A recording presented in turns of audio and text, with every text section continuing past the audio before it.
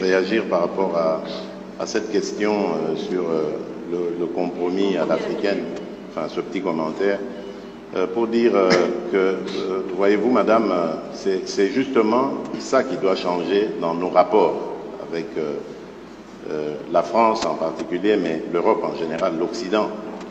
Votre façon de voir les choses lorsqu'elles se passent en Afrique. Quand il y a des irrégularités aux élections américaines, on ne parle pas de compromis à l'américaine. Lorsqu'en France, il y a plusieurs années maintenant, lors des années Chirac, il y a eu un scandale sur des électeurs décédés qu'on a fait voter, on ne parlait pas de compromis à la française. Dans des conditions difficiles, vous parlerez de compromis à l'africaine, alors qu'aujourd'hui, ces mêmes Africains sont en train d'attirer votre attention sur cette ignoble et injuste agression due au fait du Rwanda et demandons même des sanctions. Personne n'en parle.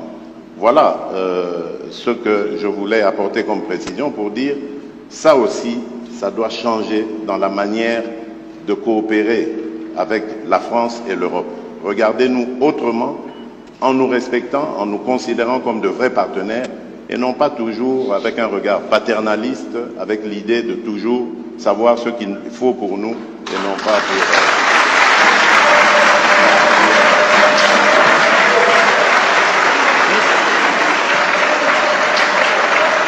Voilà, merci.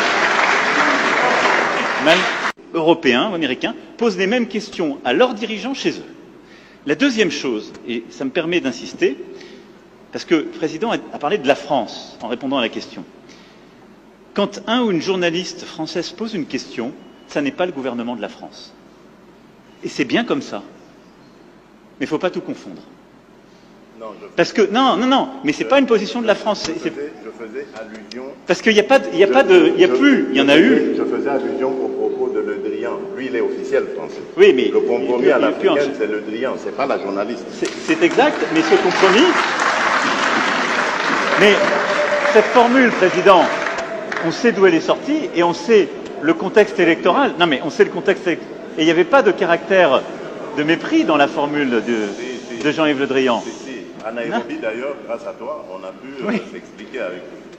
Et la France a beaucoup œuvré, vous le savez ô combien, pour qu'il y ait alors une alternance, qui n'aurait pas été à ce moment-là un mécanisme spontané. Je ferme cette parenthèse, mais je voulais faire cette précision. Pardon.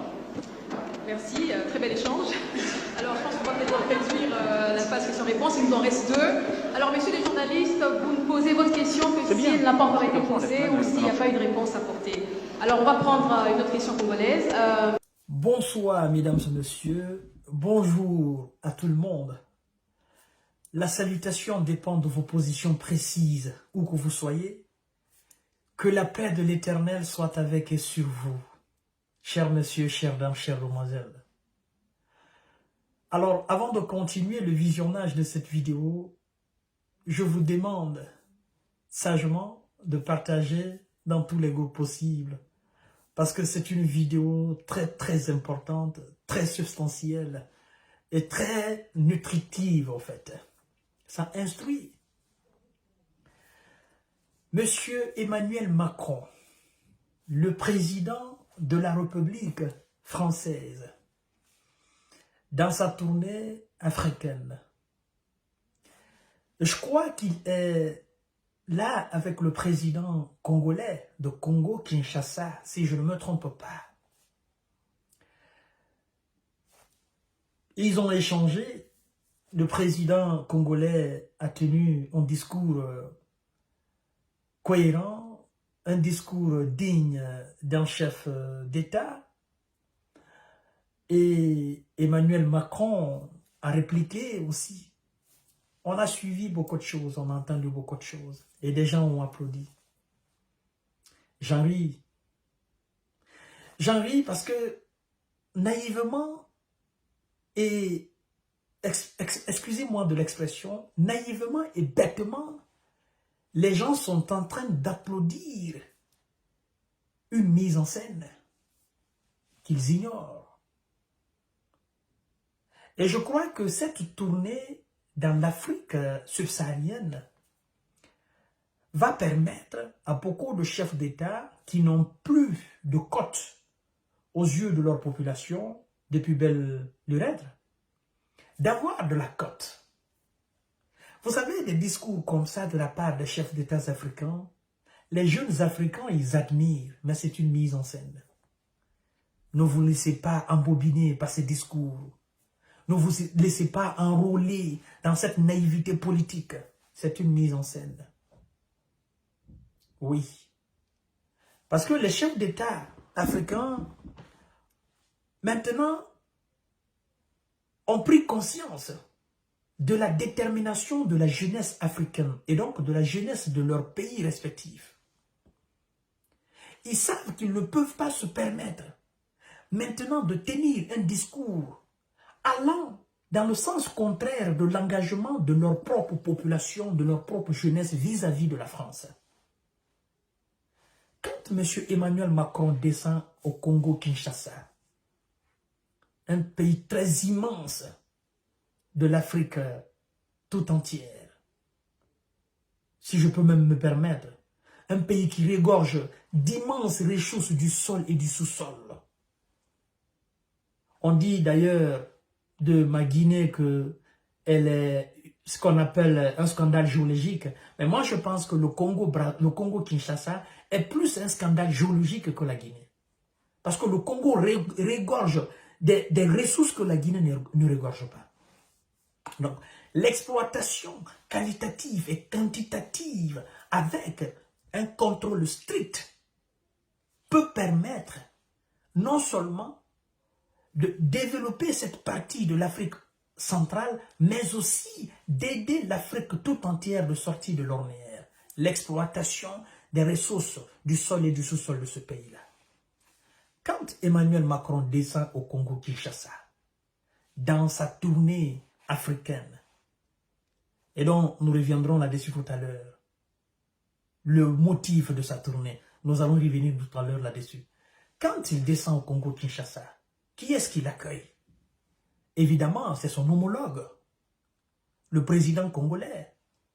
Et avant d'aller tenir ce discours-là devant des journalistes congolais, des journalistes occidentaux, bien évidemment qu'il y a une préparation préalable de ce qui sera dit, de ce que Emmanuel Macron va tenir comme discours, de ce que le président congolais va tenir aussi comme discours. Il y a ce qu'on appelle l'entretien entre les chefs d'État. Il faudrait qu'on parle sur cet angle-là. Il faudrait que tu puisses dire, tu puisses sortir de ça, de ton discours, que tu puisses dire, les gens vont applaudir, tu seras un bon chef d'État, tu seras en harmonie avec ta jeunesse. Moi, en tant que président français, je viendrai dans la posture de convaincre ta jeunesse, convaincre ton peuple, tout en disant une certaine vérité. C'est une mise en scène. Et bêtement, les gens applaudissent. Ça me fait la peine. Pourquoi vous n'arrivez pas à déceler le discours politique de ces hommes politiques? Ça va s'arrêter là. Ils ont parlé, ils ont fait les discours. Vous avez applaudi. Et qu'est-ce qui va changer? Après ce discours-là, qu'est-ce qui a changé? Au sorti de cette conférence ou de ce meeting-là, qu'est-ce qui a changé au sorti? Au juste. Est-ce que Emmanuel Macron a condamné la rébellion venant d'être au pays agressé le Congo-Kinshasa? Est-ce qu'il a condamné ouvertement? Est-ce que l'Union européenne a condamné cela ouvertement? Est-ce que les États-Unis d'Amérique ont condamné cela ouvertement? Ça, ce sont des choses que vous devez comprendre, chers monsieur, chères dames, chers frères. Vous savez, me prononcer sur les dossiers africains vis-à-vis de l'Europe et de l'Amérique, ça me fait tellement mal parce que quand je regarde un peu l'histoire de la Chine et de la manière la Chine se sortit des griffes de ces gens-là, je me dis, les Chinois n'ont pas besoin, ils n'ont jamais eu besoin qu'un président français se déplace, aille en Chine et allait tenir un discours pour dire, c'est le discours relation chino-française. La Chine ne s'est pas assise pour attendre quelque chose de la part de la France ou des États-Unis. La Chine s'est mise au boulot. La Chine s'est mise au travail. Emmanuel Macron, sachant très bien que l'Afrique est en train de changer aux yeux même du monde mais aussi l'Afrique est en train, la jeunesse africaine est maintenant remontée, travaille en connivence pour essayer de faire comprendre aux leaders politiques qu'on ne peut plus évoluer comme on était au 18e, au 19e, au 20e siècle. Non, les dons ont changé. Et les chefs d'État comprennent l'intensité, ils comprennent l'envie de la jeunesse africaine. Emmanuel Macron a compris que l'Afrique est en train de l'échapper. Quand je dis l'échapper, l'Afrique est en train d'échapper la France. L'Afrique est en train de faire dos à la France, si vous voulez, si le mot est bien placé. L'Afrique est en train de changer de paradigme. D'ailleurs, chers messieurs, chères dames, chères demoiselles, vous devez vous poser une seule et unique question. Pourquoi le président français se déplace aller en Afrique pour une tournée africaine? Pourquoi il le fait? Pourquoi? S'il y a des affaires à régler, n'est-ce pas, ils ont des ambassadeurs sur place. Pourquoi faudrait-il que le président français se déplace pour aller en Afrique, pour aller dans les pays africains, pour aller faire ce qu'ils appellent une tournée africaine? Pourquoi? Quel est le but? C'est aussi ça.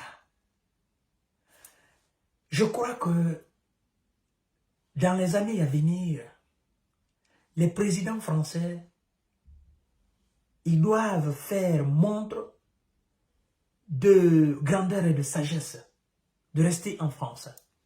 Parce que de la manière dont les choses sont en train de tourner, s'ils ne restent plus ici en France, qu'ils vont s'hasarder à faire des tournées africaines, sans qu'il y ait un changement en Afrique, dans la politique africaine, dans l'économie africaine, sur le plan de la sécurité africaine, je crois qu'ils risquent gros sur le territoire africain. Je le dis en connaissance de cause. Vous savez, ce que la France n'a jamais compris, et c'est qu'elle a du mal à comprendre. La France pouvait être l'une des puissances les plus grandes de ce monde-là. Je ne dirais même pas de l'Europe. Mais l'une des puissances les plus grandes, pour ne pas dire la première puissance mondiale dans tous les domaines, la France pouvait l'être. Domaine économique, domaine politique, domaine militaire, même le nucléaire qu'on est en train de parler aujourd'hui. La France pouvait être la première puissance mondiale dans tous les domaines. Si la France avait pensé une fraction de seconde, ce que je m'apprête maintenant à dire. Mais la France a été une France égoïste, une France traite, une France qui n'a pensé qu'à son intérêt. Oui. Et je crois d'ailleurs que c'est là où Macron, il a manqué dans son discours la fois dernière, quand il dit « nous venons aussi pour nos intérêts en Afrique ». Il ne devrait pas dire cela. Macron doit comprendre que la jeunesse africaine n'a plus besoin de discours, de venir s'arrêter devant elle pour tenir des propos. La jeunesse africaine n'a plus besoin de cela. La jeunesse africaine a besoin de concret. C'est-à-dire, nous avons tellement écouté les discours du général de Gaulle, de Jacques Chirac, de tous ces présidents africains jusqu'à nos jours. Nous avons tellement écouté les discours qu'on en a marre maintenant des discours. Qu'est-ce que la France devait faire pour être la première puissance mondiale dans tous les domaines? Je reviens en 1982, lors du déplacement de mon chef d'État, le président camarade Ahmed Sékou Touré, paix à son âme, ici en France. Dans son discours de 82, il a fait une parabole. Mais je crois que les gens n'ont pas compris. La plupart des gens n'ont pas compris. Il a parlé de l'Afrique et de la France. Qu'est-ce qu'il a dit en clair? Il dit, nous les Africains, nous avons toutes les ressources du sol et du sous-sol que le monde des intellectuels, le monde des scientifiques ont besoin pour développer leur pays. Il dit, nous n'avons pas la science, vous avez la science.